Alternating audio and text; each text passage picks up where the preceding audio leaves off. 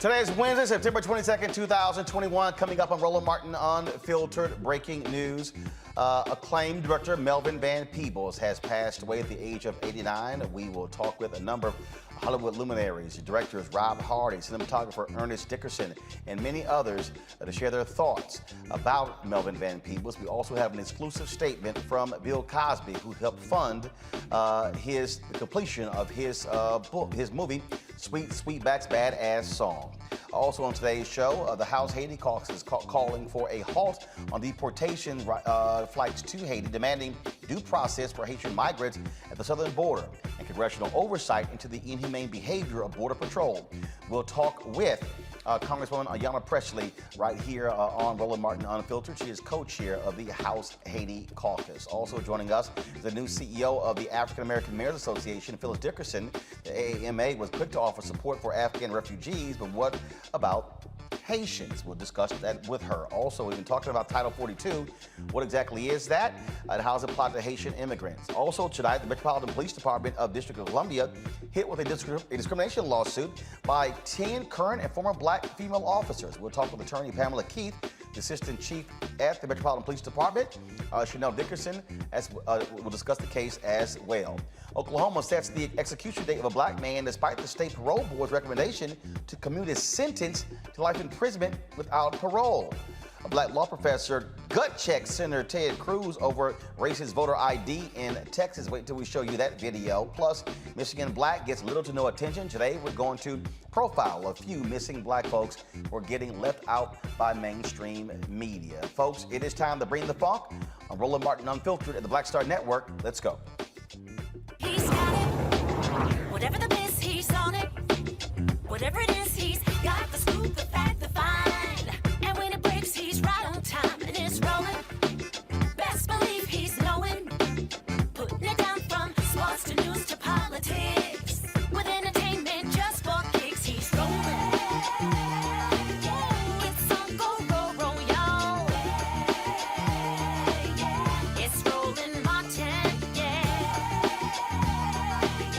rolling with Roland now. He's funk, he's fresh, he's real, the best, you know he's Roland Martin now.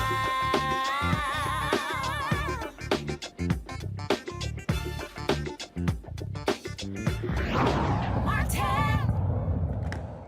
Outrage continues on Capitol Hill over the treatment of Haitian migrants along the Texas border. The Department of Homeland Security, they're allowing some Haitian migrants to stay in the U.S. despite the Biden administration's plan to expel them.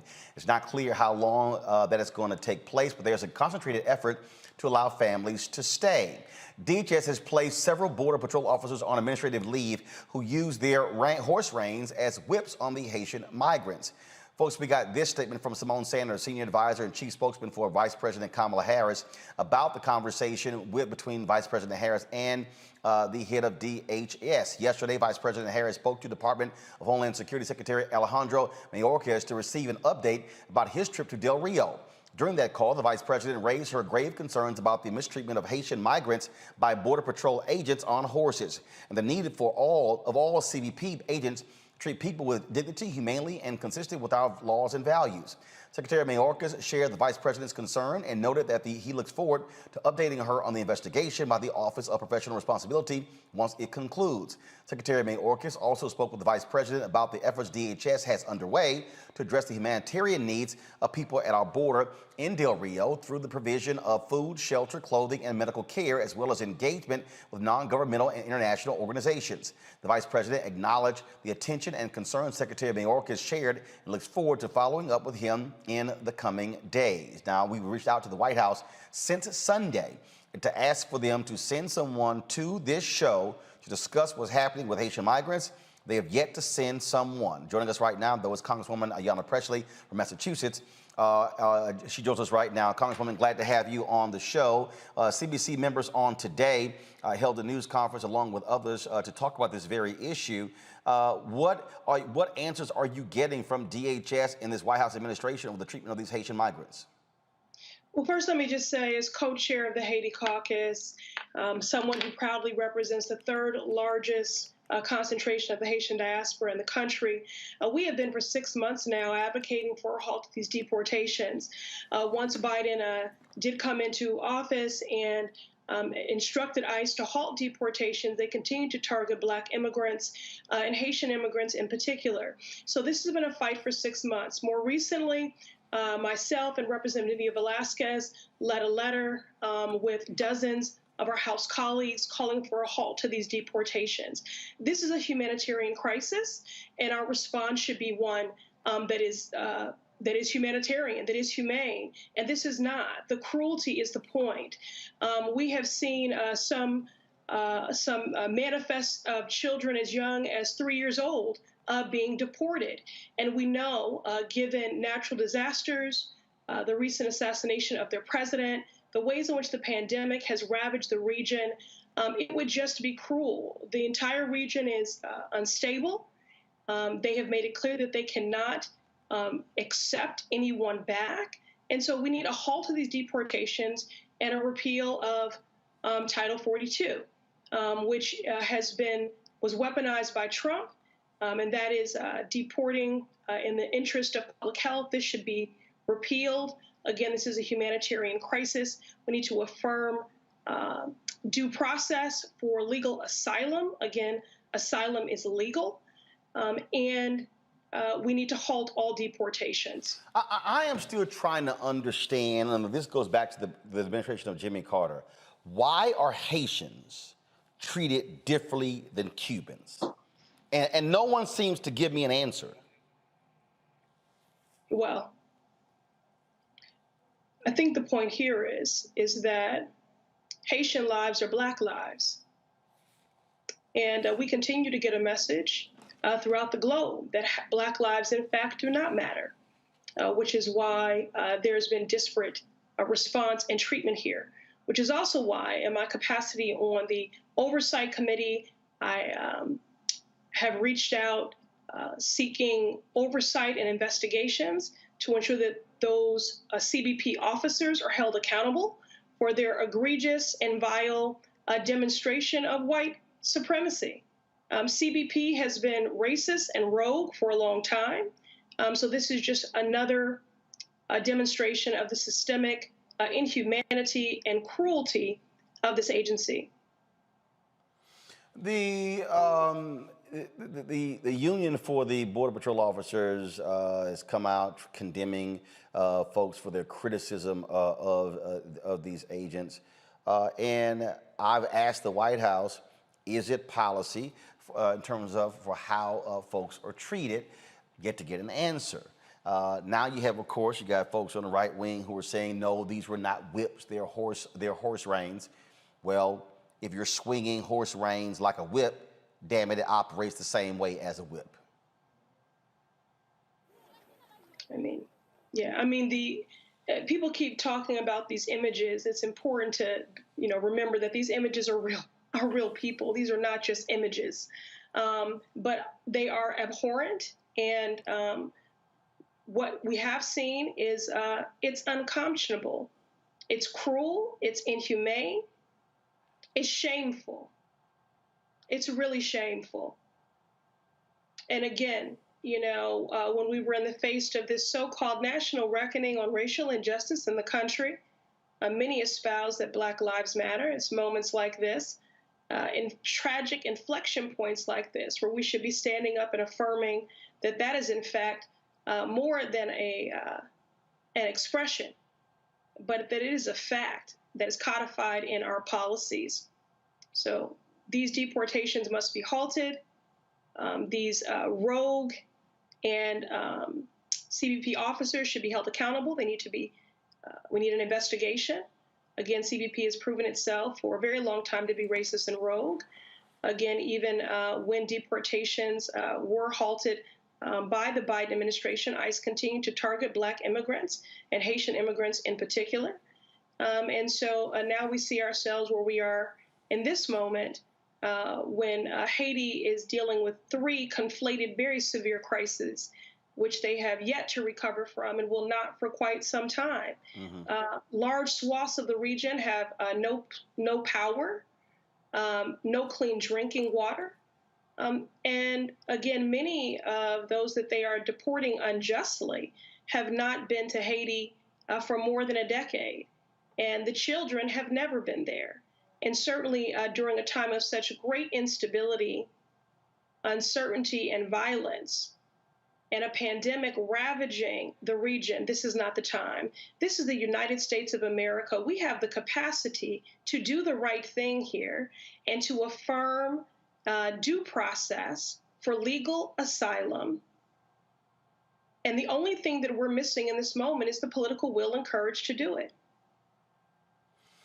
Well, we certainly want to see more from this administration. Vice President Harris, when she was a senator, was highly critical of the use of this particular policy, which was pushed by white supremacist Stephen Miller under Donald Trump. It continues with the Biden administration. And so have they given you answers as to why they are continuing using it if, when running for president, then Vice President Joe Biden, now President, saying we should be treating people in a more humane way? Then you had a federal judge, Emmett Sullivan, here in D.C., who said they could not use this against families. And it was going to go into effect in 14 days, but they're actually going to even appeal that decision.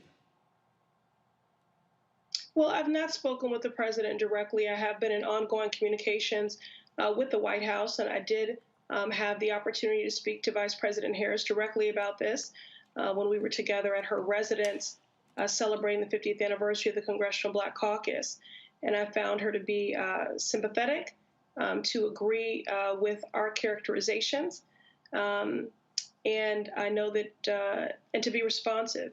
And as you know, members of the Congressional Black Caucus met earlier today with senior White House officials about this matter. And so we're waiting for their response, both to ensure accountability for the vile and egregious actions by these CBP officers, to halt deportations, to affirm due process for legal asylum, and to treat this like what it is, a humanitarian crisis. We have the capacity. This is the United States of America.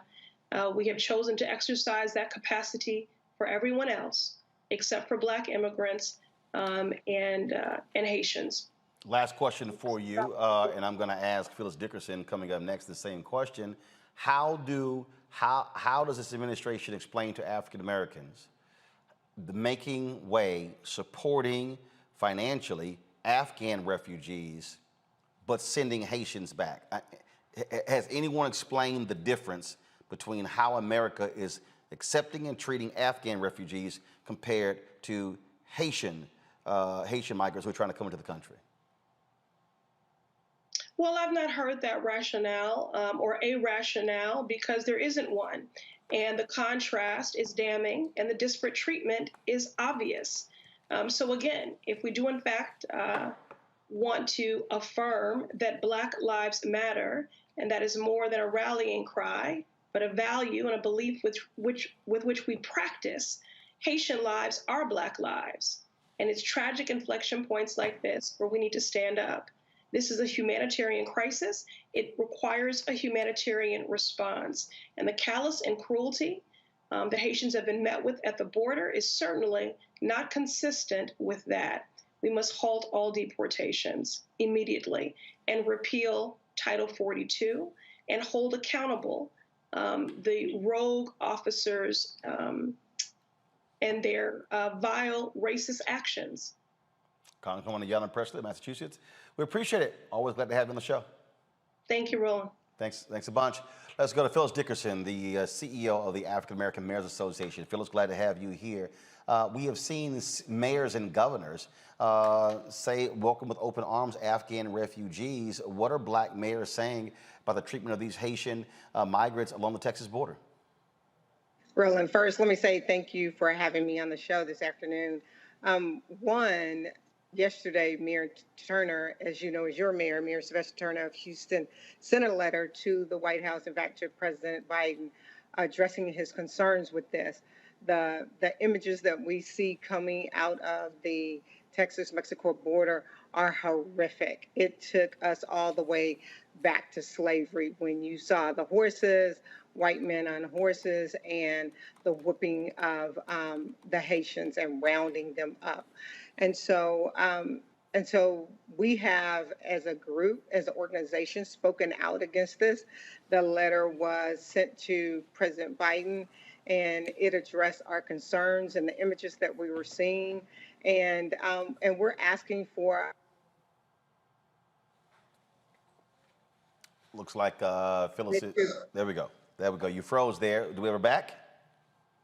Do you have me back? Yeah, there we go. You're back. Sorry about that. And so, as the Congresswoman stated, this is a humanitarian crisis. And so we have to treat people with the same dignity and respect that we want to be treated. And so we are the United States of America. This is being broadcasted in real time. And we have to show that we are better than the images that we're seeing coming out of the border. So what is happening here again? People talk about, and again, no one seems to give me.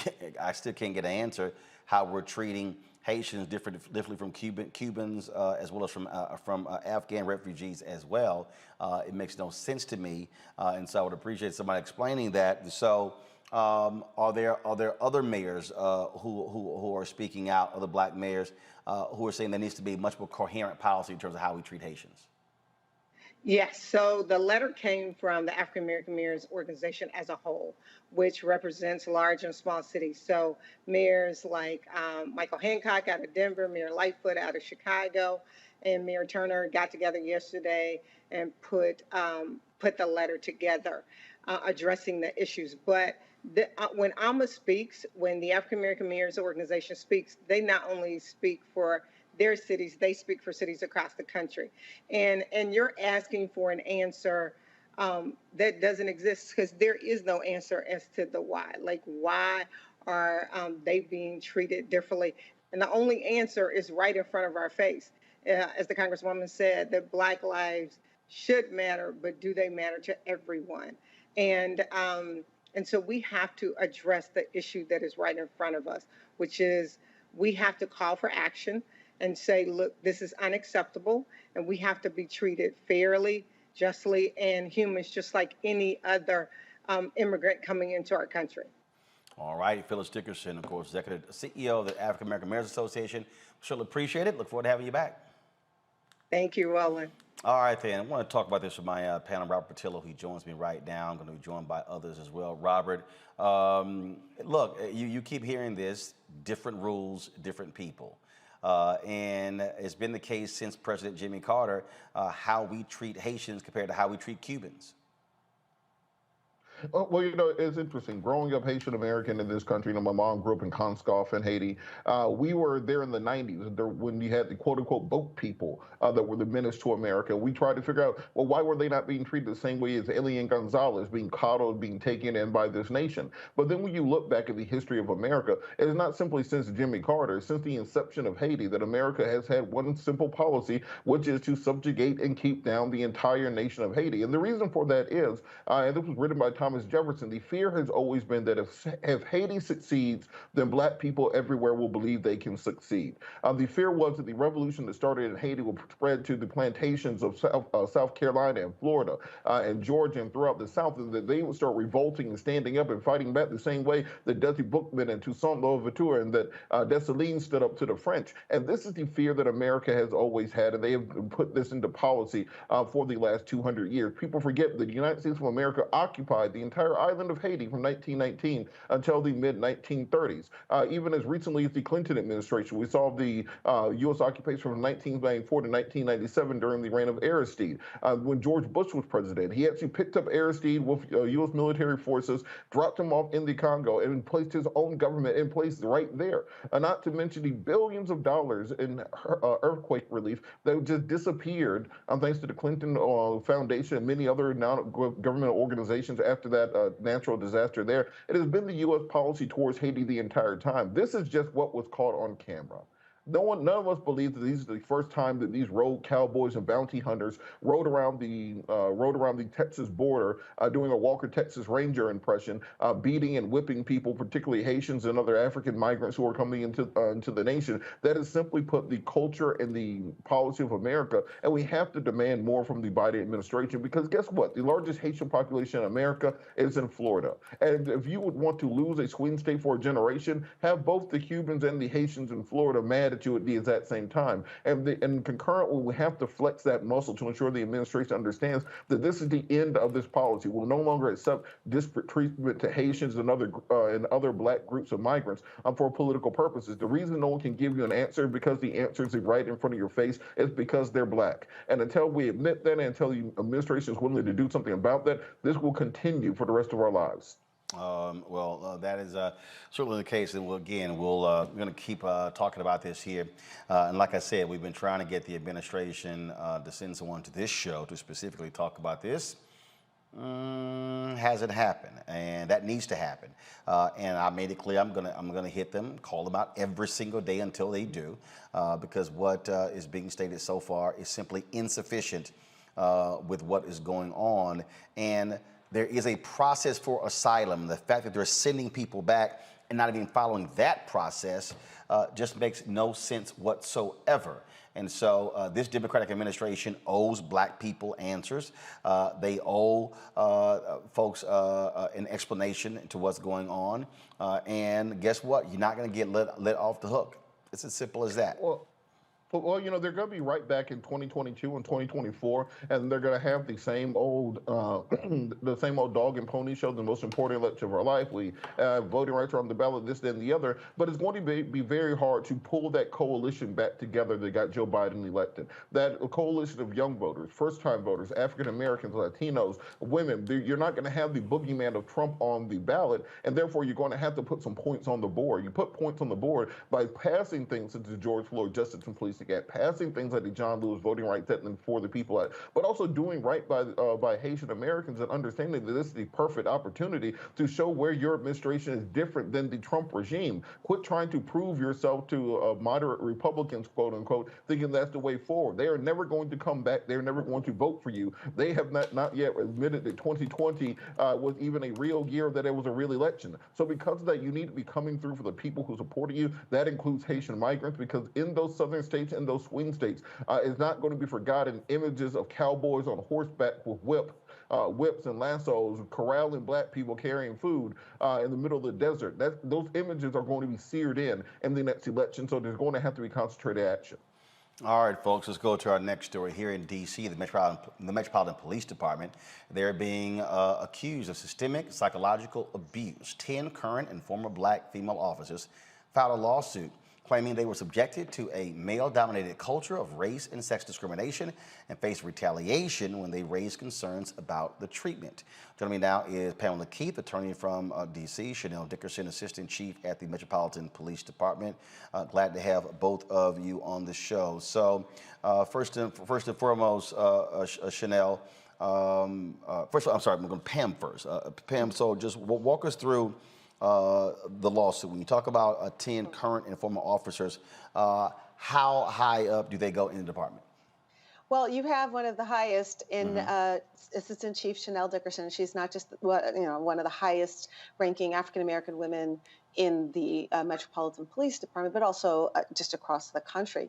Chanel has something like 33 years of service, and as do almost all of our plaintiffs. We have 10 African American women officers. Only one has less than 15 years, and several have more than 30. And these are officers who are in specialized elite units, some who had retired and were asked to come back because of their expertise. And the story that they tell across the board, Roland, is a story of systemic denigration, of disrespect, abuse of power, and an EEO department that absolutely disregarded them and actually colluded with management to undermine them and their credibility when they complained. And of course, the worst of all is the systemic retaliation, this idea that management gets to bully, harass, and haze and push out employees that complain of gender or race discrimination or other police misconduct, which is a very important part of this. And so that doesn't happen without the approval of the chief of police and his or her delegates. But it is an actual culture of the police that once they decide that you're persona non grata, they're going to push you out through death by 1,000 cuts. And these women have been subjected to that. They've had enough. They've banded together. They've stood up. And they have put it squarely in the consciousness of the people of the District of Columbia and elsewhere that this is no longer going to be tolerated. Chanel, it is never an easy decision for folks to actually file a lawsuit. And so share with the folks who are watching and listening what you have had to experience in this department and why you are part of this lawsuit. Thank you so much, Roland, for the question. I have been with the police department, as Pam stated, for a total of over 30 years. I started at 17 years old as a police cadet. And at 17, I was subjected to sexual harassment by older men under the police department who wanted to offer me money and clothes and items of value for sex. And we all know that no one under the age of 18 can agree to have sex for anything of value.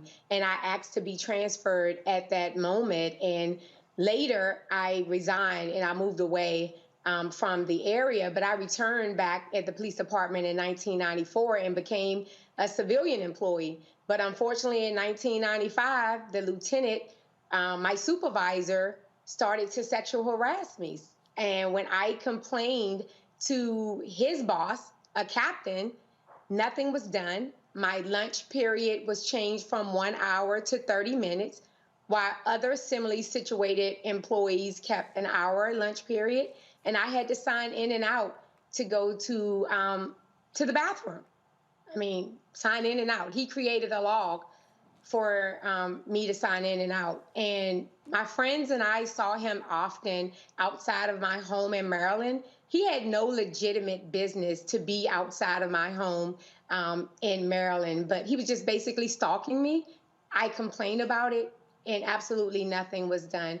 Move on to me being a law enforcement officer in 1997. I became a sworn officer with the police department, and I was on the job training at the 3rd District.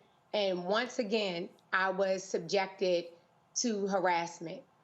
A lieutenant verbally abused me, told me the things that he wanted to do to me sexually, commented on my physical attributes, and a community member who witnessed the entire incident was so appalled, they wrote a letter of complaint, and absolutely nothing happened to him. And I later found out that he had a substantiated complaint against him, and they just moved him to another area of the department where he could actually abuse another woman. And then I ascended the rank. I've had, different situations at every level, but my current level as an assistant chief, I'm not exempt from it. I'm a Black woman. I'm Chanel Dickerson, a Black woman who happens to be an assistant chief of police. I'm often isolated, made to feel invisible, excluded from meetings, important meetings. I'm not a diversity checkbox. I am qualified for my job. I have the education for my job. But in a male-dominant profession, you have to fight for it every day. When Pam Keefe reached out to me about the lawsuit, I had to stand behind these women. And people talk to me about the dire consequences or possible consequences that I could face for stepping up. This is unheard of. An assistant chief standing up for the rank and file, but it's the right thing to do. How can we safely police the community and engage with the community if we don't treat our people internally fairly? It's like the analogy with beating a dog. If I beat a dog and then expect a dog to protect my house, that's not going to happen. We have some phenomenal people on the police department. So by no means am I suggesting that everyone at the police department is a part of this. but it's so culturally embedded and ingrained in the department. We have to say no more today, no more. Pam, what did the city do? I mean, obviously, what Chanel described, she didn't just keep it to herself.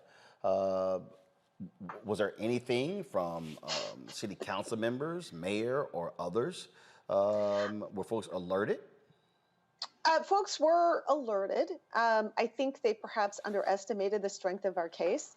Not only do we have 10 extraordinary, phenomenal class representative plaintiffs, but we also have sworn affidavits from the employees within the EEO department of the MPD that have made clear that the EEO director thinks his job is to collude with management to discredit complainants. And that is shocking to have, not just one person, but 3 people who corroborate that the EEO department is dysfunctional. And I don't think they anticipated that either. What we've gotten so far is sort of the placeholder response. You know, we believe in equality and inclusion, and we're going to take this seriously and take a look at it, which I expect. I mean, again, I think they were a little bit surprised at the scope and the depth of this complaint. It's 213 pages of chapter, verse, and footnotes of what these women have been put through. Because we decided we weren't going to be vague, and we were going to name names and put in dates and specific incidents, so they cannot claim that, you know, this is a unique circumstance. All of these women in different stages of their career, different parts of the department, are telling the same story of retaliation, discrimination, and being ignored and devalued. But I do wonder, Roland, about what the city's response is going to be. I mean, you have 10 Black women with a total of more than 285 years of service to the District of Columbia. And almost all of them have more than 15 or 20 years of service. So are they going to say all of these 10 women are lying?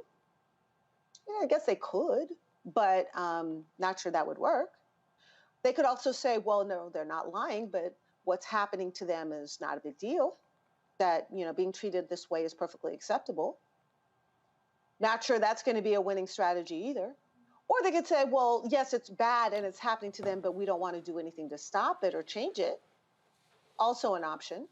But I just find that we did our due diligence and we did the work to show that this is not just happening to these 10 women, that this is happening to Black women across the board, and that it is a confluence of disrespect of them because they're women in a male-dominated field, and disrespect of them because they are Black women in particular.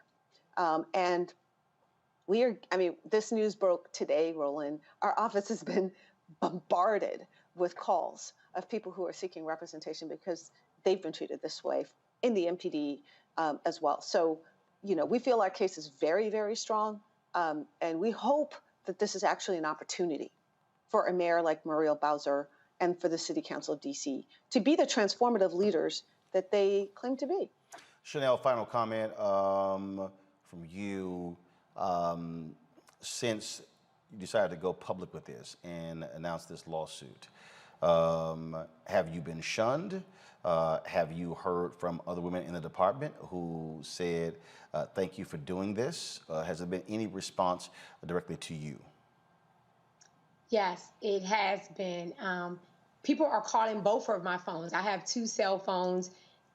Officers are calling. They're very emotional and crying. This case is bringing up a lot of bad memories.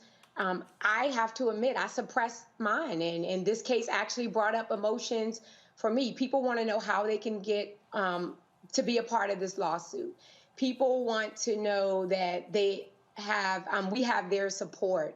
It's an overwhelming amount of support. I'm getting it from clergy members, ANC commissioners, community members, men on the department, regardless of their race, are reaching out saying, hey, that was a power move, and I can't believe that you are risking so much to stand up for the rank and file, and we really appreciate you. It really resonates, the words resonate within my spirit, because I knew that it was the right thing to do. At the end of the day, if I stand up and I'm standing alone, but you're standing for what's right, how am I going to look myself in the mirror and sleep at night if I know that there's 9 other members? See, I can accept things happening to me, right, and not do anything about it. But how do you allow this to happen to 9 other women on the police department? And for 3 years, I was the highest ranking sworn female member on the department, and people look up to me. I felt like a fraud, so I had to step up, and I'm not worried about it. I haven't been shunned. I do not expect to be shunned. We really have a phenomenal police department, but we need to do better with this. So this is our opportunity to rally together. I would like the police department to acknowledge that we have gone through this, and let's work together to fix it and ensure that this never happens again. We can have a zero tolerance policy for discrimination, but we don't have a zero tolerance policy for retaliation. I would like to see that. Thank you. Assistant Chief Chanel Dickerson, Attorney Pam Keith, we surely appreciate it. Thanks a lot. Thank you for having us. All right, I want to bring my panel, Tiffany Lofton, of course, activist, and also still with us, Robert Patillo. Tiffany, listening to that, it speaks clearly in terms of what women have to face in many of these male-dominated places, such as police departments and fire departments.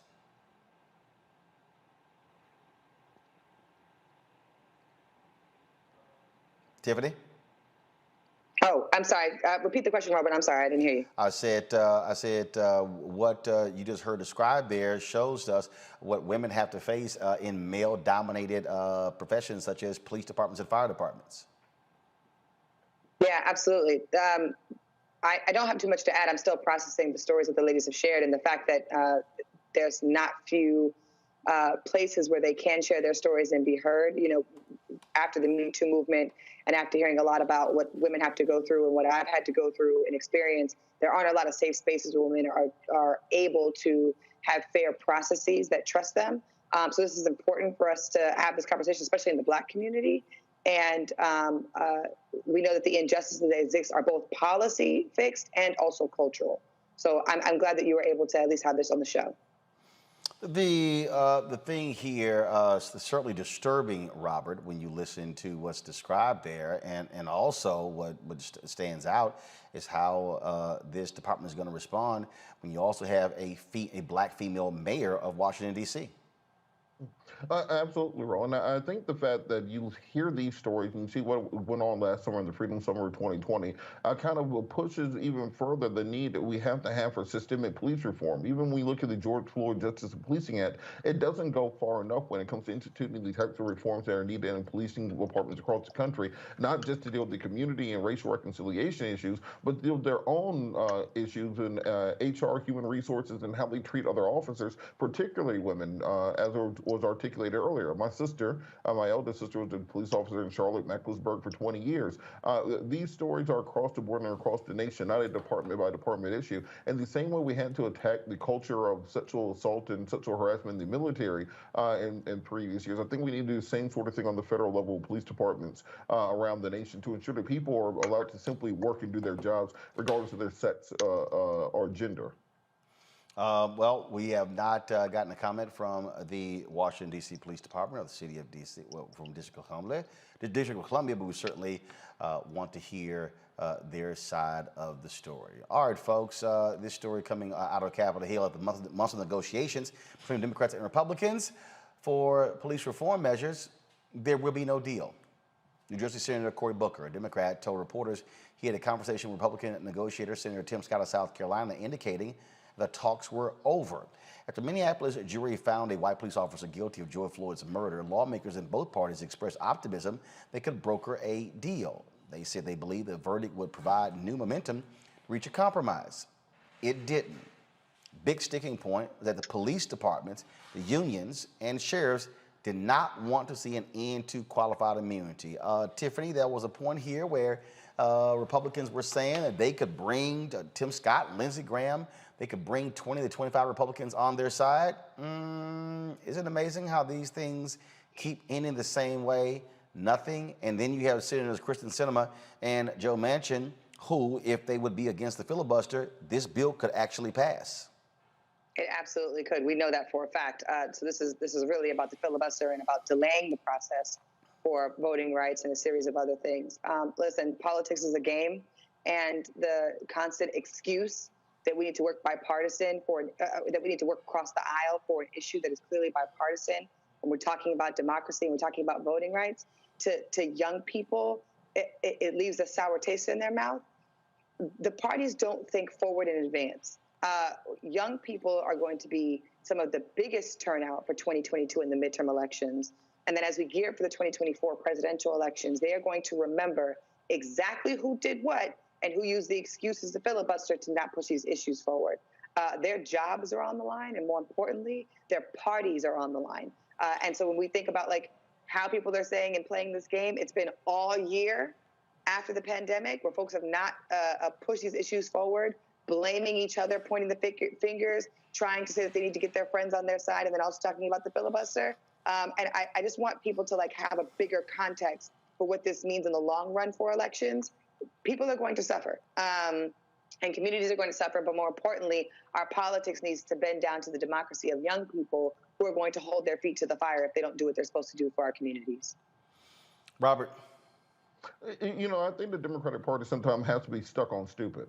It's as if they do not want to win, that they have no interest in actually doing anything for their voting base that would actually encourage them or give them any reason to continue supporting them. They're like the Falcons, basically. They go out there every Sunday, you root for them, you think they're going to do their best, and they keep losing. And they'll find a new way to lose no matter how they lose the last time they lost. And what Democrats have to understand is, look, without African Americans, without young people, without progressives, you cannot win. So when you allow someone like Joe Manchin and Christian Sinema to basically tank police reform, when you had protests in 20 cities around the country, when you had international support in every part of the globe from New Zealand to China to Iran were protesting for George Floyd, you cannot get a bill passed after that. This shows you how broken the system is. I don't blame Republicans because Republicans are going to do what Republicans are going to do. But when you look at the fact that even if they did get rid of the filibuster, they did not have 50 votes within their own caucus to pass the bill. You were not going to get Manchin. You were not going to get Sinema.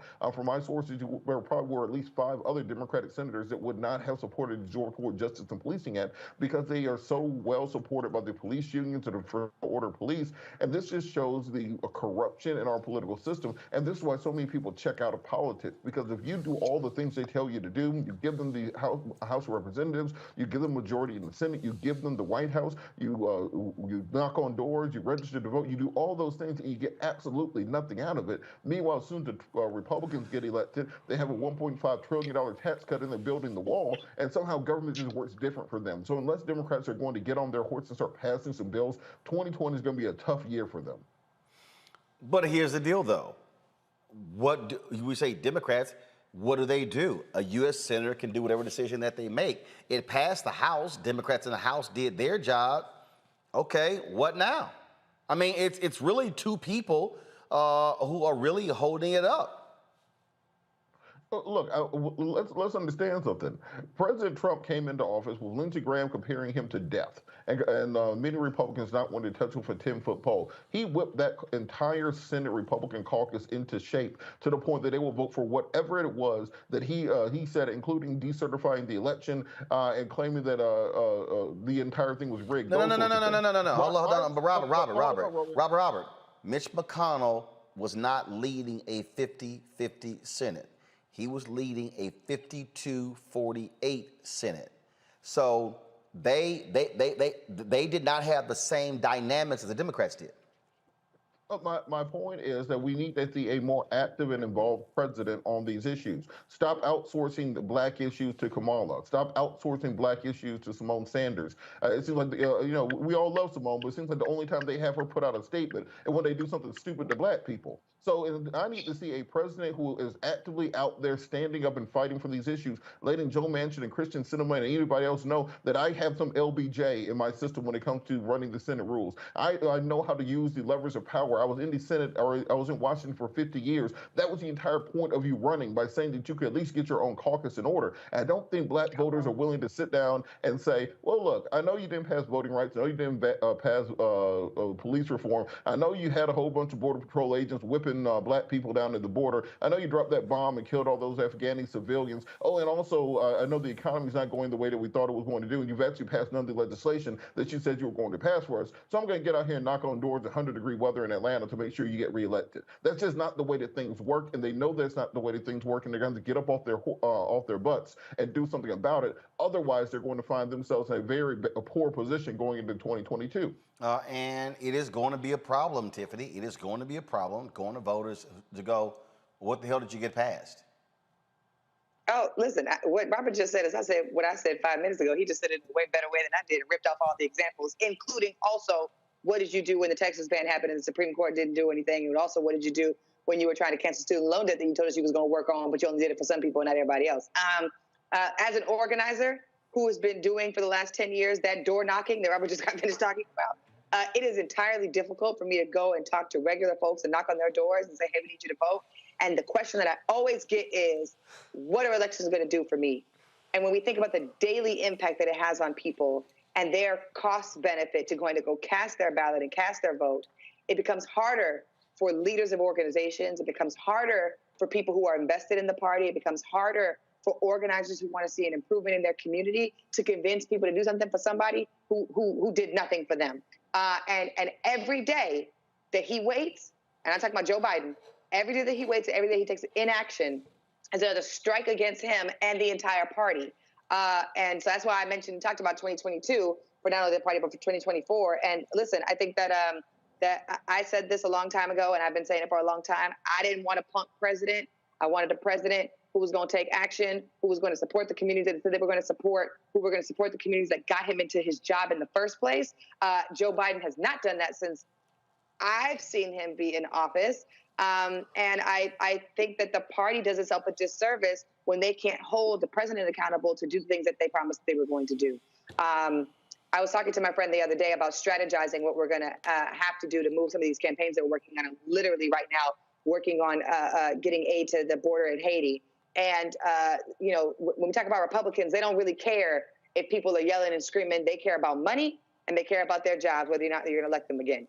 Democrats, you can protest them all day and they'll feel bad, but I still don't know what moves them, what moves the actual power for us to win what we want to win. And it's an embarrassing party for us to be a part of. So I think, I agree with what Robert just said prior to me speaking. And young people, like I said, are paying attention.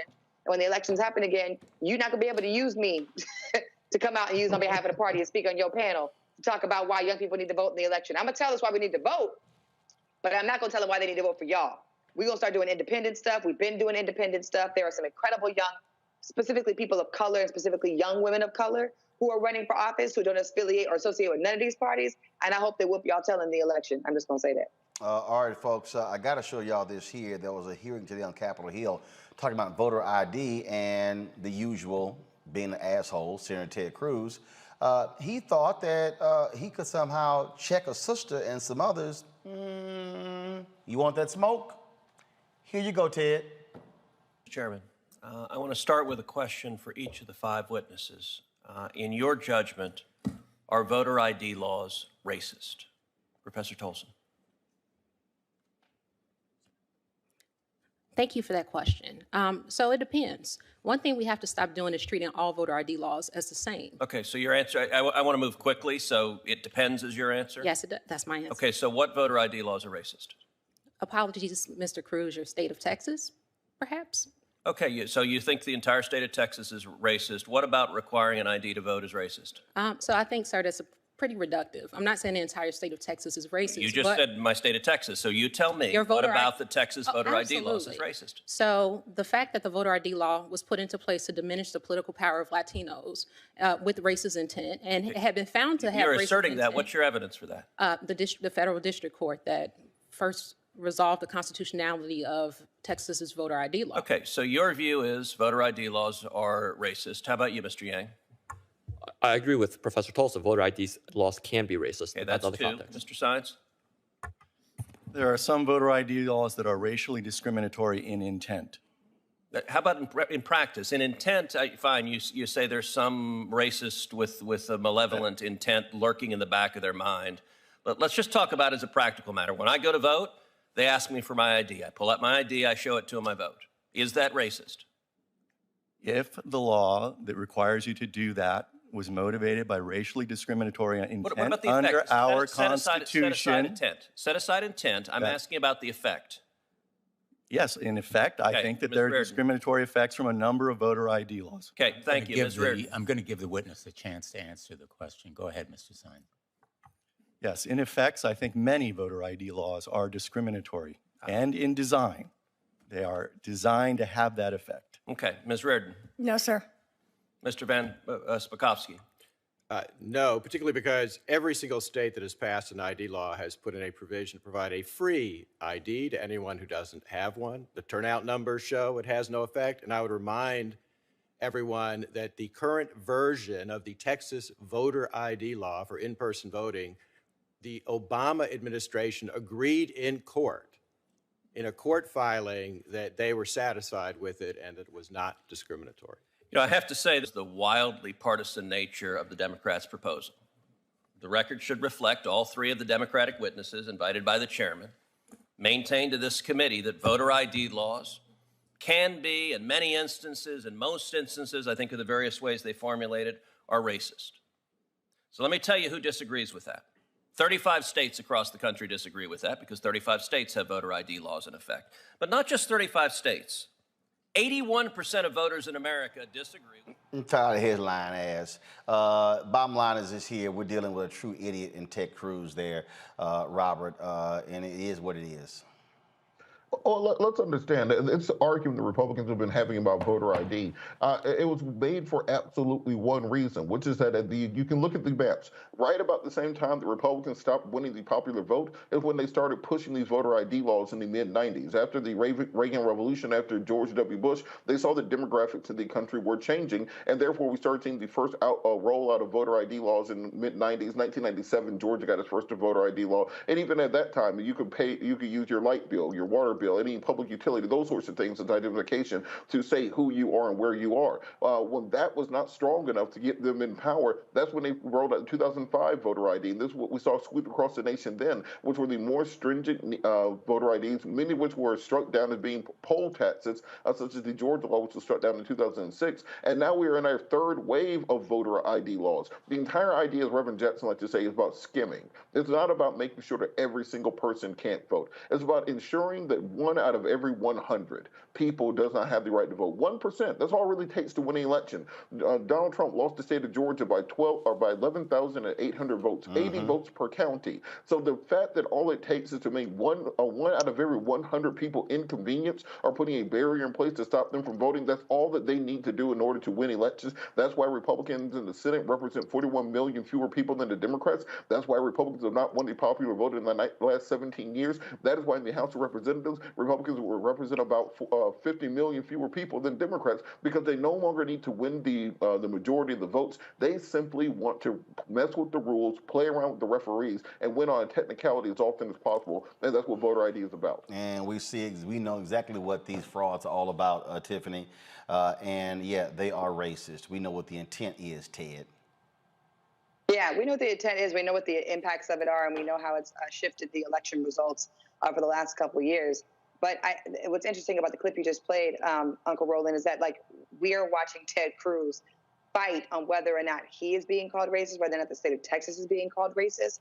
And what I think that does for the other audience is that it moves them to decipher whether or not they believe he is being racist or he's not being racist to help his election in the future. This is about the impacts of voter ID laws being racist. This is not about whether or not Texas or he is racist. And that game he just played, where he tried to survey everybody and say, well, do you think it's racist? Do you think it's racist? Do you think it's racist?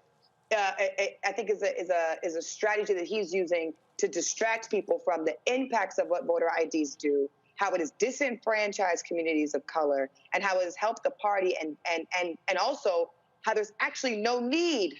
There's no need for voter ID laws, period. There's no need for them.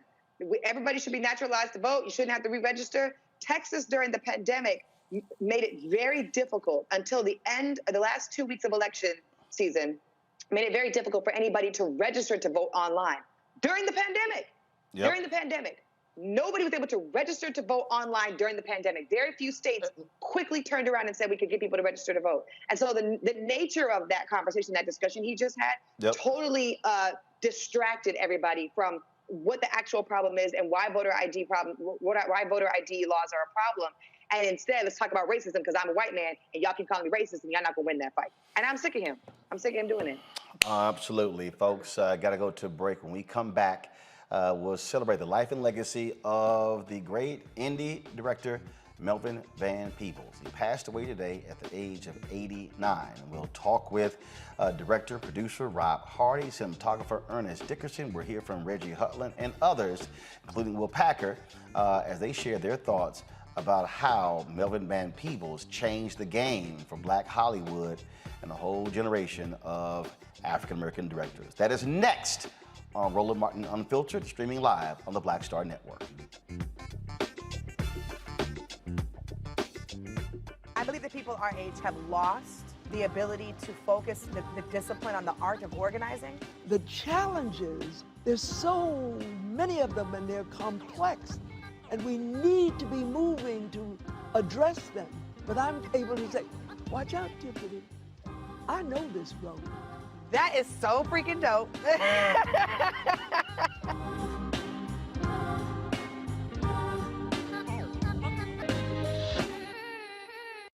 Time to be smart. Roland Martin's doing this every day. Oh, no punches! Thank you, Roland Martin, for always giving voice to the issues. Look for Roland Martin in the whirlwind, to quote Marcus Garvey again. The video looks phenomenal, so I'm really excited to see it on my big screen. Support this man, Black media. He makes sure that our stories are told. See, this difference between Black Star Network and Black-owned media and something like CNN. I got to defer to the brilliance of Dr. Carr and to the brilliance of the Black Star Network. I am rolling with Roland all the way. Honored to be on a show that you own. A Black man owns the show. Folks, Black Star Network is here. I'm real revolutionary right now.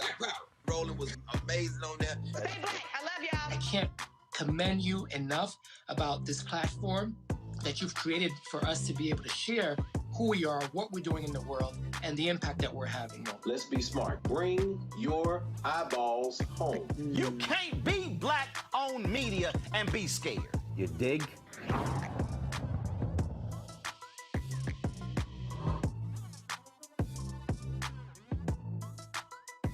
Yo, what's up? This your boy Ice Cube. What's up? I'm Lance Gross, and you're watching Roland Martin Unfiltered.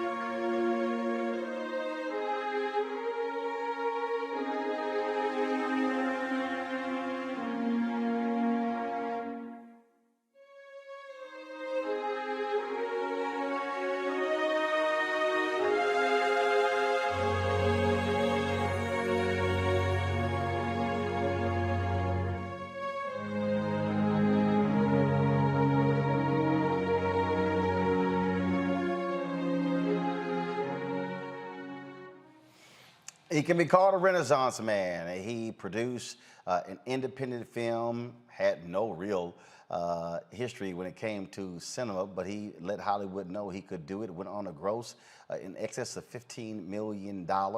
Hollywood was shocked and stunned at that, unfortunately.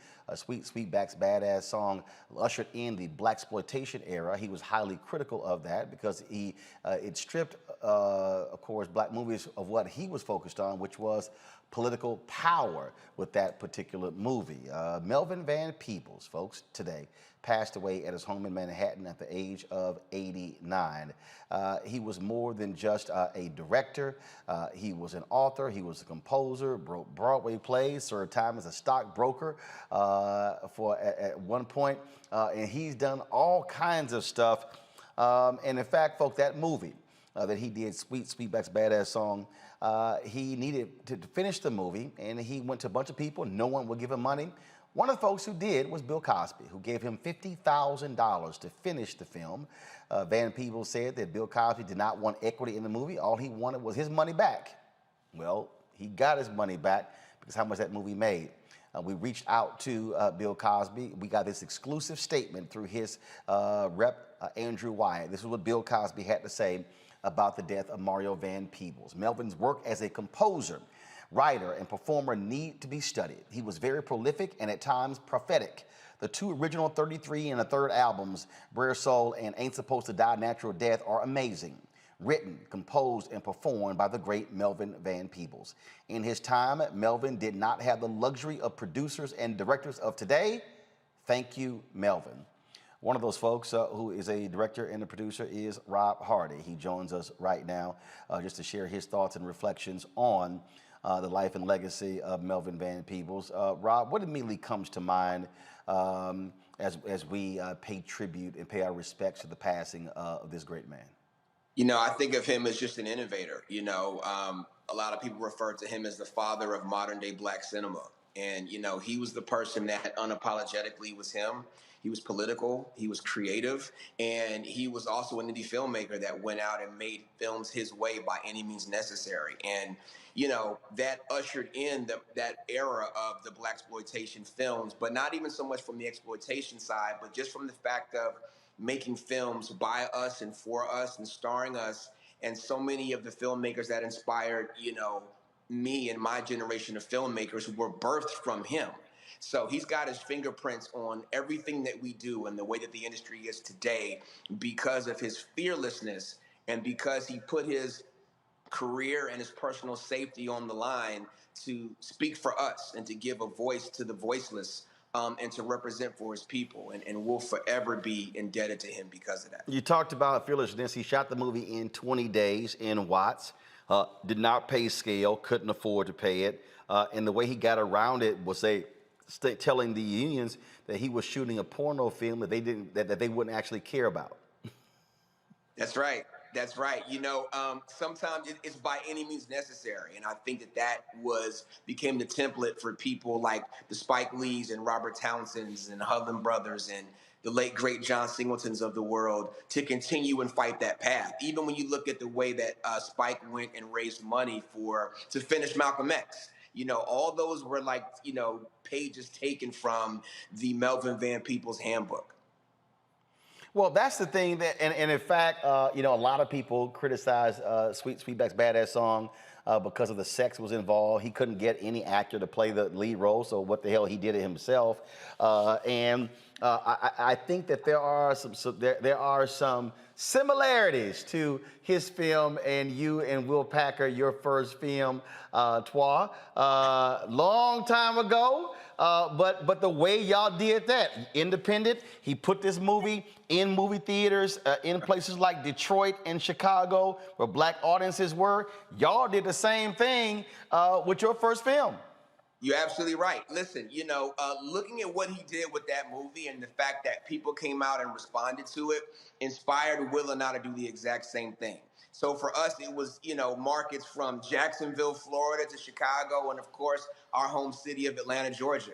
And being able to take a film, you know, for us, you know, into theaters and market to our people was a huge, huge deal for us. And that launched our careers. And at that time, it was a big resurgence of independent black cinema that was happening all over the country. And you felt that, you know, that energy in the air. And as we were starting, we were going to the movies and we were watching all of our heroes from Mario Van Peebles on down doing all these amazing films, and that inspired us. And we heard about Robert Townsend using his credit cards, but that all started with him. And, you know, he did that throughout his whole life. And every time that he went someplace new, whether, as you mentioned, it was, you know, in theater and he was writing and composing, he was always an innovator and he was always pushing the line and representing for his people. And we never forgot that. You spoke of that. Will is got a whole bunch of Zooms today.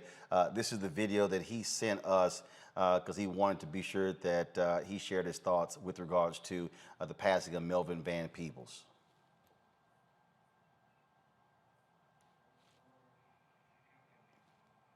Let's see here. Not sure what's going on with the audio. Audio's up, folks. Okay, all right. So we'll get this we'll get this fixed so we can have that. The other thing that I think here, how much he was self-taught. He did not allow the lack of knowing something stop him from living his vision. You're absolutely right. I think his perspective is that I'm a creative person, and I have a soul and I have something to say, and I'm going to put those things together along with my will to make it happen. And listen, to make it personal, Will and I didn't get the opportunity to go to film school, and there were so many other filmmakers that started that did not get this opportunity. Again, that took a page from his lead to be able to go out and to have a creative perspective on a story that we wanted to tell. And we love the fact that, he didn't have everything because he had to use the tools that he had, which made it that much more creative and was that much more of an inspiration to us. Absolutely. Rob Hardy, we surely appreciate it, man. Thanks a lot for joining us and just sharing your thoughts about the great Melvin Van Peebles. Thanks for having me. Folks, the National Visionary Leadership Project was an effort of Camille Cosby to document and do various interviews with prominent African Americans. One of those folks was Melvin Van Peebles. This is what he said about that movie. Successful. It was very successful. Yeah, but I had a 3-picture contract from Columbia after that, which was the dream of anybody. So I did what everybody else, any other militant snake would do. What happens, the director usually decides what equipment he wants to work with, what people he wants to work with. And so once you have this, and the word gets out immediately, every laboratory where they develop film, every rental house where they rent the cameras and all these things want to get on the good side of the director. So when they make their next feature, they will use him. Why? So in other words, it's of cachet. So I just decided then I was going to do Sweetback. Now there are a few things in my way. First, I wanted to lose the agent, so I showed him the most salacious version, except he said, I can't represent anything like this. So he left. That saved me 10% right there. Then the next thing, the unions were all white.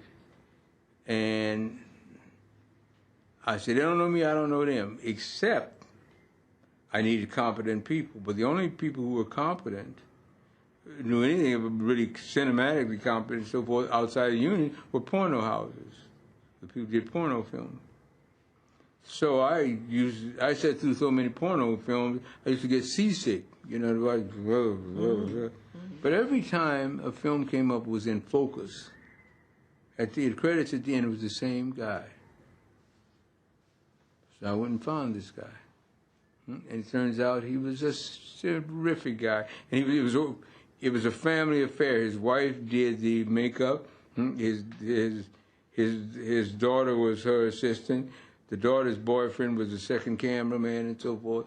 And then I went to the lab and said, look, I got this little girl. I sort of like her. I want to do it in film. So the lab said, well, come on. So well, how much of it? Don't worry about it. You'll get the bill. So everybody assumed I'm going to make I'm going to spend a weekend in a motel with 4 dildos or something, and they got a movie. Do you know what I mean? Nobody asked me the question, how much is it going to cost? This. So that's how I did the movie. Then I plotted the movie around, since the unions were very tough, physically and so forth. I said, well, they're bad, but they ain't going to come down to the hood and get me. So I shot the other stuff and then shot the hood part second, where they wouldn't dare to come to start trouble. And then the third part, I went out in the desert where nobody could find me. Those of us who understand what it means to be independent, who understand what it means to hustle, to get it done. Look, great appreciation for a Melvin Van Peebles. And you know what? If you're black and you're in media, you before the big studios called you and the Netflixes of the world, guess what?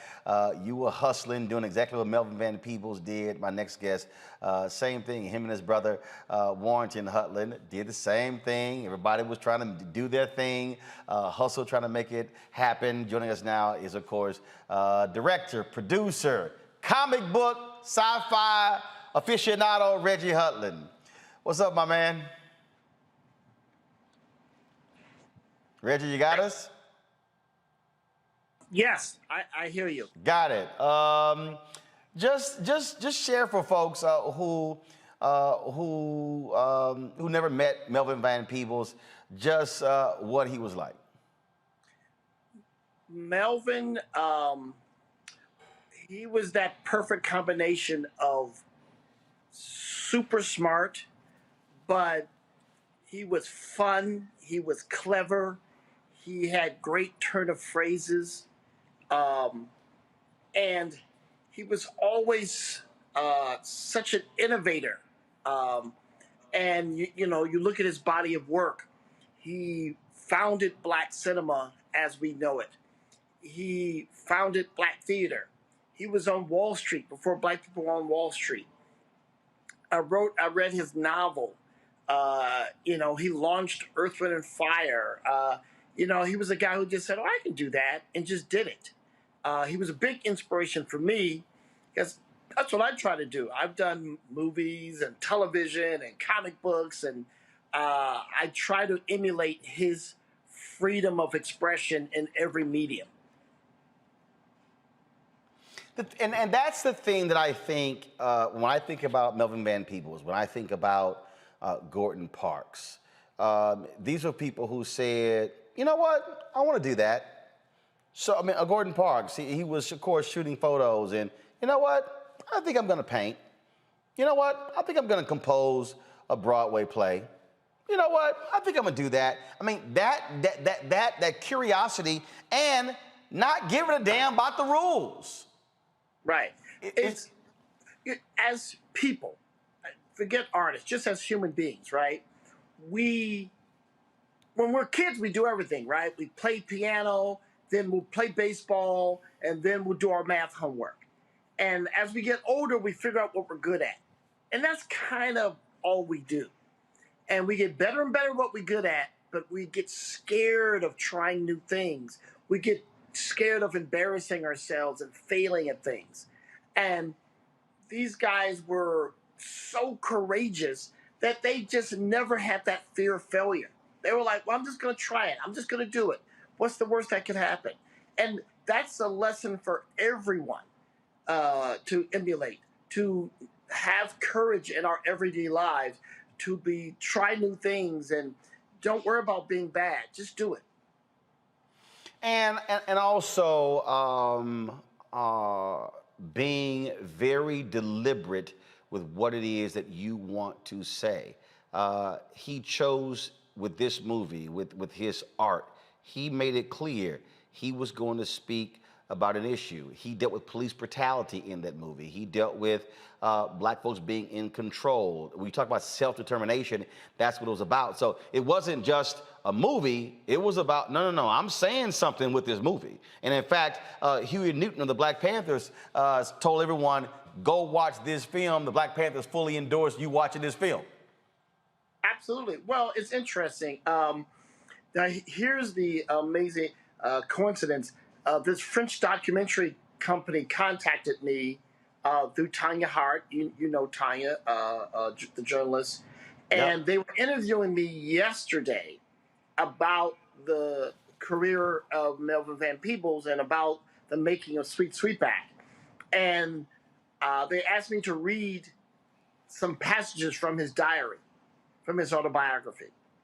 And he was talking about the making of Watermelon Man and how, you know, he never wanted to be in a situation where people were controlling him, and how he had agreed to shoot 2 endings for the studio, but then he just shot the ending he wanted. So that's it. Look, this is the ending. We're not doing 2 things. And, he was willing to pay the cost to be the boss. And he had clarity of purpose, clarity of statement, and he did it his way, and he was a success to the very end. Absolutely. Reggie Hudlin, it is always great to see you sharing your thoughts about Melvin Van Peebles, and hopefully a whole new generation who does not know anything about him will learn about his story and realize, I could do that too. Yes, yes. Appreciate it, my brother. Thanks a lot. Thank you. Robert Patillo, Tiffany Lofton. One of the reasons why I just think it's always great when we talk about these elders who now are transitioning to be ancestors. I'm a firm believer in taking the time to listen to them and learn. And there are a lot of people who might come into contact with our elders, and they just sort of just quickly brush by. And I'm always saying, no. They're not going to be here forever. Take that moment to stop and listen.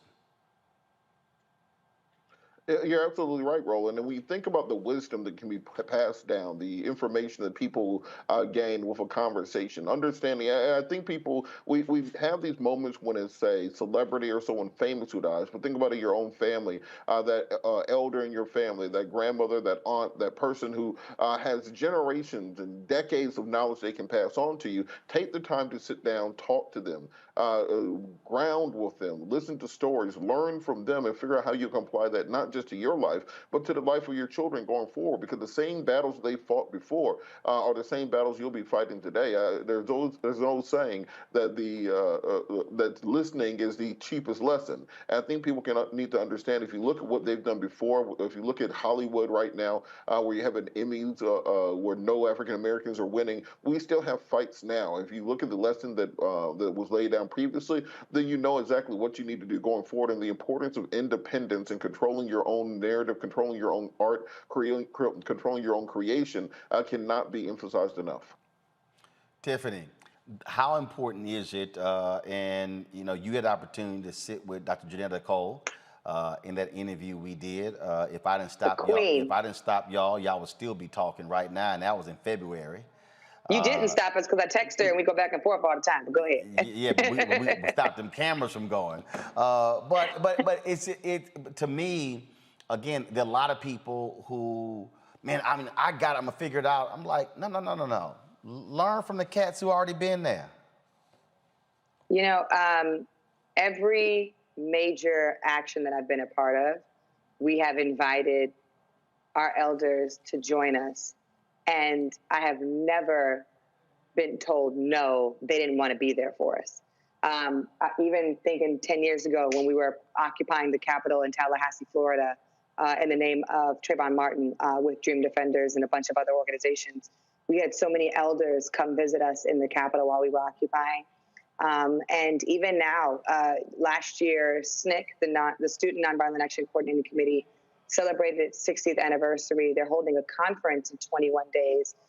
Folks should Google the information or find it on Instagram. There's a website for the conference that's coming up. And I just think how precious it is for us to have so many elders that are still here with us, that have so much to share and testify, and then also give us advice for. I did the Black Voters Matter bus tour earlier this summer, and it was the anniversary or commemoration of the freedom rides that took place in the South. And what was amazing about that, Roland, was that we stopped in 10 different cities, and we didn't talk about just the figureheads that everybody is a household name for. We didn't talk about John Lewis. We didn't talk about Rosa Parks. We didn't talk about Fannie Lou Hamer. We talked about the individual organizers of every single one of those cities. And as one of the program coordinators, I got to interact with them and then usher them to the stage so that they could give their remarks and share about what happened when they were there and what do they want us to take away from that moment. And specifically being in Memphis, Tennessee, for the rally in Memphis, Tennessee, there was an elderly woman who was there who was one of the freedom riders who's still here to this day. And she said, "Look at me, young lady." And I said, "Yes, ma'am." My family's from Louisiana, so I just have a different level that I was. "Look at me, young lady." "Yes, ma'am." She said, you will remember the stories. You will remember when it happened. You will remember how it made us feel. You might not remember our names, but you will remember the work. And that's all we ask. We want you not to honor us as individuals, but to acknowledge what we went through and never forget your history. And I was like in program mode. I had my little walkie-talkie. I was like, I had the little agenda, and I was like, yes, ma'am. Even my work at the NAACP for the last 3 years and the elders who were there, there's so much wisdom that is available to us. It's unfortunate that folks learn about the wisdom after folks, like you said, transition to go be in glory. But we have a super big gift with us. And if folks are interested, like I said, SNCC is having their 60th anniversary. There are a lot of elders who are organizing Freedom Summer, bus rides, civil rights movement, who are still here with us now and trying to give folks the information at large scale. And they're not always, given the platform to go viral and to get the information out. But thankfully, because we have shows like this, we can talk about Black people, we talk about our folks, and our people are having a conference, and we need to show up for them and get all that knowledge, because history repeats itself. A few weeks ago, we were in Robert, go ahead.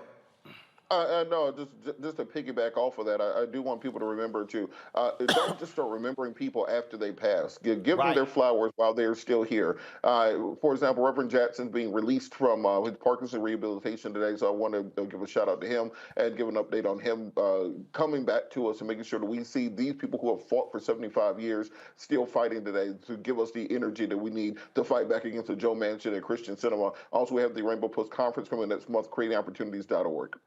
Absolutely. And folks, a few weeks ago, we were in Los Angeles doing a variety of interviews. And one of the folks we sat down and talked with was Mario Van Peebles. During that conversation, of course, as he always does, he's always invoking his father. And he told the story of his dad taking him to a bar mitzvah and what he learned from his father about the experience.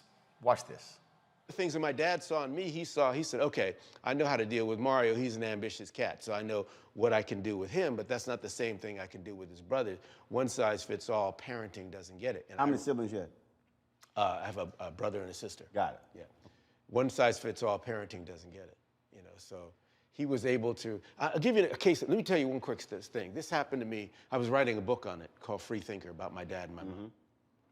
I never knew what my dad was going to say. Smart cat, man. My sister and I were in LA once, and he said, I want to take you guys to a bat mitzvah. We said, what's a bat mitzvah? He said, it's a celebration, and part of it's a religious celebration and a coming of age thing, and I'm going to bring you. So my sister and I went, and they were these little beautiful Jewish kids, kind of nervous, kind of nerdy, and standing around, no one dancing. And me and my sister could dance. We looked like the Jackson 5 at the time. I had a big old afro. She had a big red afro. So we turned the music up, talked to the DJ, and we got out of the floor. We tore it up. And my dad was watching. And after we was dancing for a while, he said, come here, I want to talk to you. We thought, what's he going to say, He said, I love y'all, but I'm very disappointed. Because you two are beautiful. And you know you're beautiful, and you know you can dance. But you're not bringing out the beauty in the other people. There's two things we love about people, Mario and Megan. We love who they are, and we love who we are with them. You'll never know what that man who had been to Auschwitz was thinking, or that little Jewish girl is thinking. Because the way you're dancing is so intimidating that they're going to just watch you and applaud you, but you're not bringing out what they applaud in themselves. So you guys are going to miss out, and I'm disappointed. So did he want y'all to bring them to the Brother, dance we floor? went back out. Let me tell you, we went back out. My sister got the old man up. I got the girl up. We got everybody up. And the guy wound up funding my movie years later, the kid who's bat mitzvah. Wow. You got to bring out the beauty in others. See, you see what I'm saying? And my dad understood good allies come in all colors. They don't just look like you or vote like you. Don't leave love on the table. It's funny. I'm going to share a few more clips from that interview of Mario Van Peebles talking about his dad, Melvin Van Peebles. Right now, I want to go to director, cinematographer, the guru of the look of films, Ernest Dickerson. You've seen a lot of the work he's done with Spike Lee and others. He joins us right now just off the set. Ernest, Just share your thoughts with the folks watching and listening about Melvin Van Peebles. Well, I'm shocked. You know, I mean, I lost a brother last week, and I lost a father this week. Melvin was a father to us all. He was the force of nature who was the godfather for all modern filmmakers. You know, he was the one that started it back with Sweet Sweetback. But even before that, you know, he was an accomplished artist. I remember I first heard of Melvin when he did an album,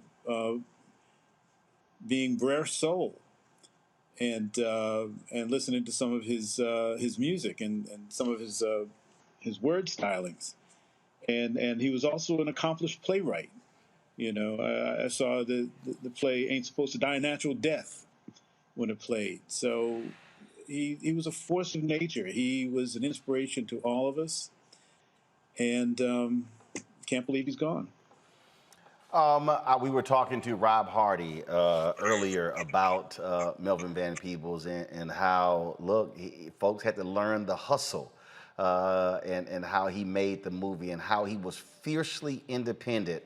And, you know, you got a lot of folks who want to be accepted into the traditional Hollywood system.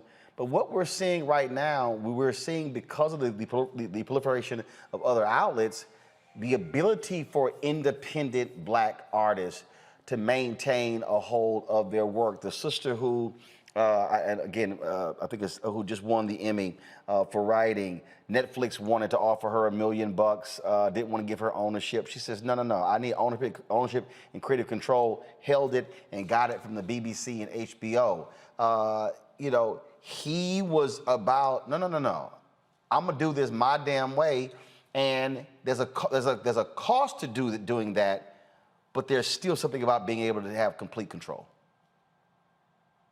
Melvin was almost like a modern Oscar Micheaux. You know, Oscar Micheaux was doing it on his own terms as well. You know, getting it out there the best way he could.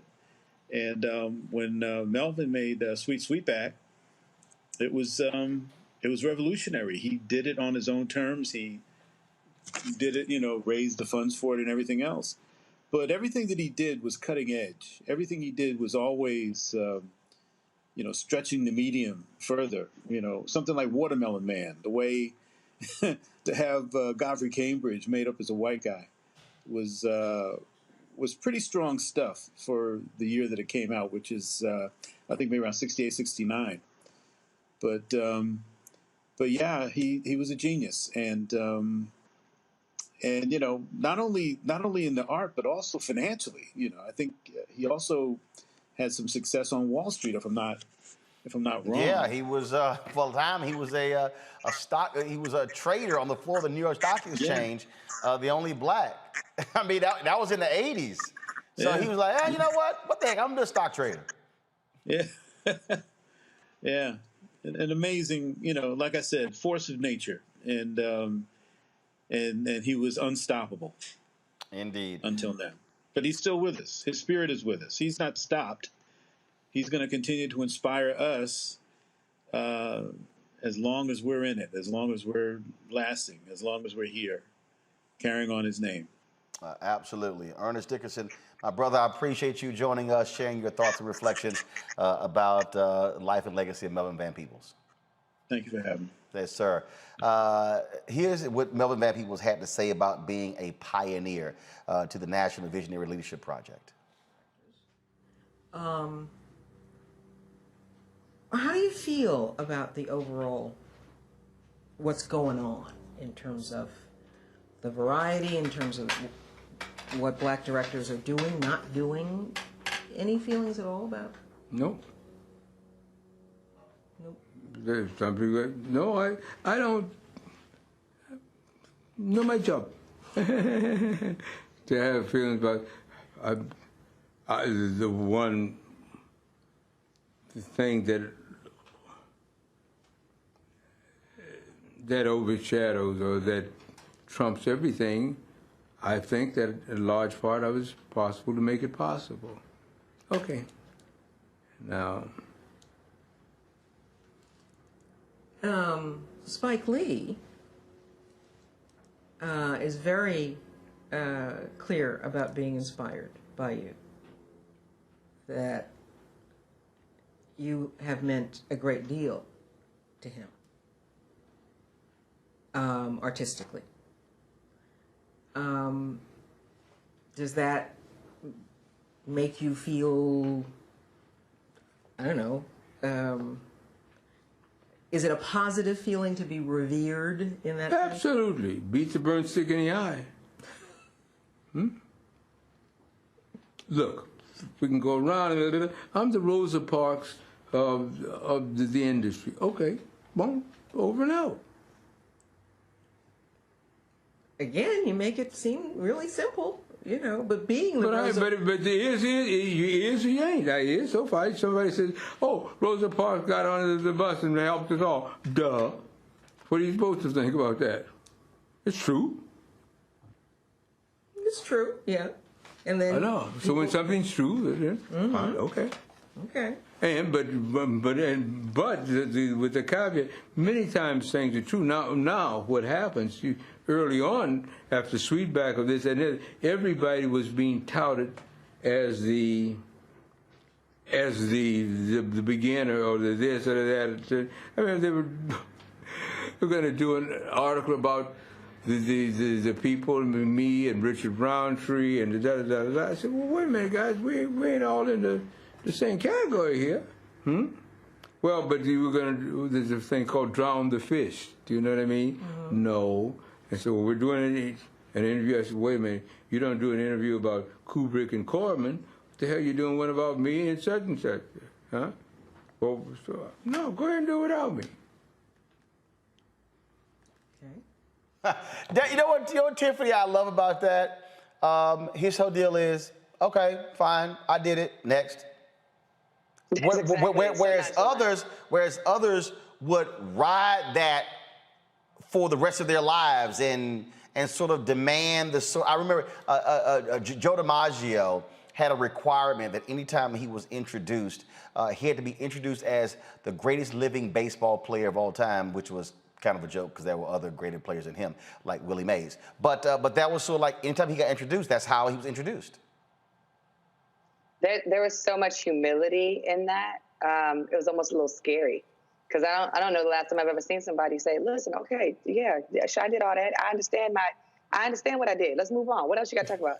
And you could hear the interviewer say, what? No, like damn, I thought I was going to get like a great answer out of it. Now I got to ask something else. She didn't know what to do. She was stuck. She was like, what? You realize who you are, don't you? He's like, yeah, okay, I'm Rosa Parks of this industry. Okay, keep going. What else?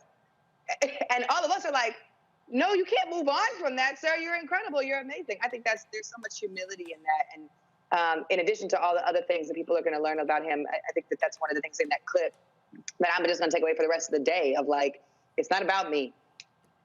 It's not about me. I think that's beautiful. Rest in peace and praying for his family in this transition. I think that's beautiful. This is what Spike Lee posted on Instagram. Spike said, I am so saddened by the loss of my brother Melvin Van Peebles, who brought independent black cinema to the forefront with his groundbreaking film, Sweetback's Badass Song. He personally signed this poster to me. Melvin was a big supporter of my film career. He even showed up to the set of Do the Right Thing. Damn, we have lost another giant. Here's the video, folks, that we promised earlier of director-producer Will Packer. Van Peebles was an icon, the godfather of contemporary black cinema, period. There would be no Will Packer. There would be none of the many other contemporary black filmmakers that we have today. We're all his sons. We're all his daughters. He blazed a trail that we're all following. We're all following his trail. Thank you, sir. Rest in power. Legend. It was interesting listening to Melvin Van Peebles answer that question in our interview with Mario Van Peebles. He shared this funny anecdote about Melvin Van Peebles and Sidney Poitier. Interesting, when I remember, because you started this by asking about my dad, Sidney Poitier presented my father with a Lifetime Achievement Award. And so you hear Portier, and then Melvin Van Peebles comes up. And my dad took the words, "Thank you, brother." He said, "Put the music on. We just gonna dance." And him and Portier started dancing. He said, "We've done enough. We've talked enough. We've interviewed enough. We have earned it. Let's dance. In fact, all of y'all get up and dance with us." And that was it. That was it. He like, "I ain't giving a speech." No, that was it. I think remembering, and that's part of the joy of it, is remembering to have fun. That right there, Tiffany. First of all, that sounds like something, Tiffany, that you would do. Let's just go ahead and just dance. Let's just, we ain't got to get no speech. You probably would do a headstand on the stage. That's something that you would do. Yeah. You know me too well. But living in the moment is what I got from that. Like, okay, yeah, we gonna celebrate, talk about me. Let's all. He wanted something bigger than that. I think that's so beautiful. You're absolutely right. I would have did some stuff like that. I said, all right, y'all cue music, DJ, drop that beat, did a headstand in whatever outfit I was wearing so that we can have a good time, because that's what it's about. We don't get a lot of that. Folks, it's about me, credit. And I think that, young people, I'm 32, young people, we get so excited when we learn new things. And to hear Spike Lee and to hear Will Packer and everybody else talk about how much of an icon he was to them, and then some of them are our role models, we're like, oh, there's levels to this. And we got work to do to learn who these people were, and it's unfortunate that we lost a giant in that transition for us to know about them, but there's so much more that there is to be learned about him. I would have definitely done some stuff like that, but you gotta live in the moment. You gotta live in the moment. This is the tweet from Sally Richardson. I've just heard that this dear special man has passed away. Melvin Van Peebles was my father in my first big movie, Posse, and also a filmmaker that paved the way for me and many others. Mario Van Peebles, I'm so sorry for your loss, my friend. Love you much, and prayers for the family. She posted that about 40 minutes ago. And so you see the likes of Terry Vaughn, Mara Akil, and others commenting there on her page. We have another soundbite here of Mario Van Peebles talking about his dad's epic film, Sweetback's Badass Song. It's when Melvin Van Peebles says, okay, I made my little movie Watermelon Man. It was a comedy, cool. But now I'm gonna make a film called Sweetback. I'm gonna fund it myself. I'm gonna have a multiracial crew. I'm gonna own it. And you make a movie and say, I got a new band called Earth, Wind, and Fire in this movie. And you make the movie that becomes the top grossing independent hit. You never got another job offer after that. And I said, Daddy, why? You could make a movie, Sweetback, that made $15 million when it was $1 a ticket. That'd be like me and you going off and making a movie that makes $150 million today at $10 a ticket. I said, why wouldn't you get another job offer? He said, son, if you go into a pool hall and everyone counts on the fact that you can't play pool, and you play along with it, and scratch and fumble, and then you whoop ass and take all the money, you can't go in the same pool hall again. The pool hall is called Hollywood. Mm-hmm. They don't like that. So you have to understand that sometimes that means, Roland, and I know you know this already, that you have to be bold enough to do it on your own. Not everyone's gonna be cut from that cloth. That's what a revolutionary is. I think that's probably the best way we can end tonight's show, the tribute to Melvin Van Peebles. He passed away today at his home in Manhattan, surrounded by his family, at the age of 89. There's no doubt more tributes will be pouring in, talking about him, talking about his life, his legacy, and we certainly appreciate that. And folks, what you saw there was portions of the interview that I did with Mario Van Peebles. It is for a one-on-one show that will be called Rolling with Roland, that will be on Black Star Network, which is one of the reasons why we do that. In the spirit of a Melvin Van Peebles, it's independent.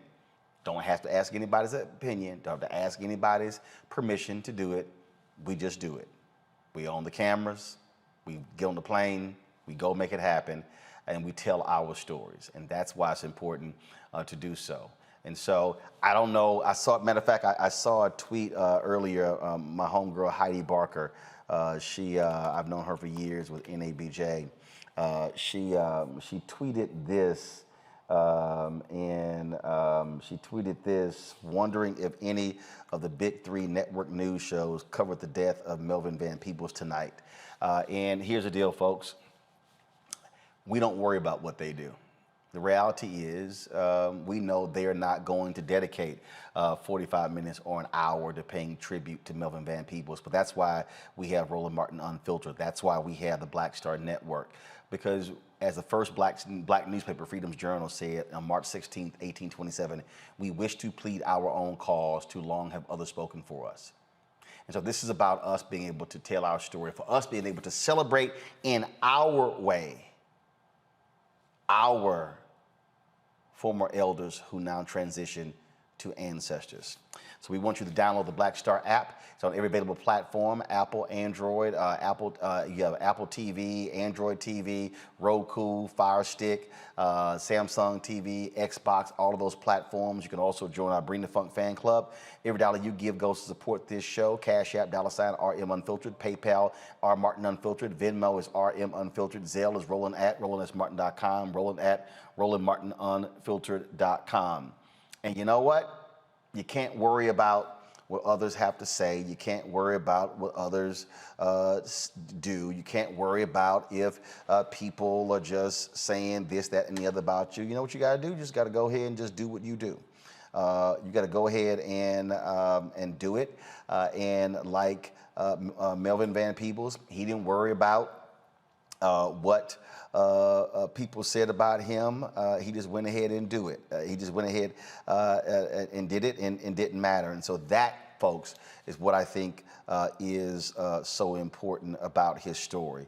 And if you don't know about him, if you don't know what he represents, then again, take the opportunity to learn about Melvin Van Peebles and his amazing story. And so with that, we will see you tomorrow right here on Roland Martin Unfiltered on the Black Star Network.